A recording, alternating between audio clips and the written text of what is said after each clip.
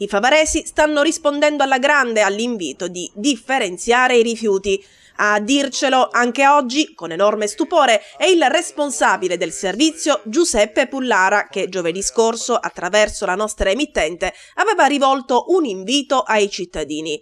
Nello specifico Pullara, dopo aver appreso che Favara, nella graduatoria stilata dall'Ufficio Speciale per il Monitoraggio e l'Incremento della Raccolta Differenziata della Regione Sicilia anno 2017, occupa il 288° posto su 390 comuni siciliani, aveva comunicato che da quel momento si sarebbe fatto sul serio. Ci diceva che gli operatori ecologici da sabato scorso, giorno dedicato all'indifferenziato, non avrebbero più raccolto il mix di rifiuti. E così è stato.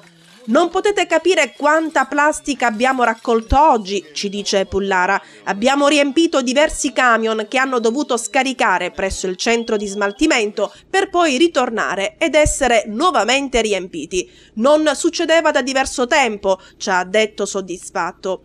Nel ringraziare la nostra emittente per l'importante servizio di comunicazione fornito alla città, il signor Pullara invita ancora una volta i cittadini a rispettare i giorni di conferimento al fine di evitare spiacevoli inconvenienti, come ad esempio la mancata raccolta della spazzatura con relativa sanzione.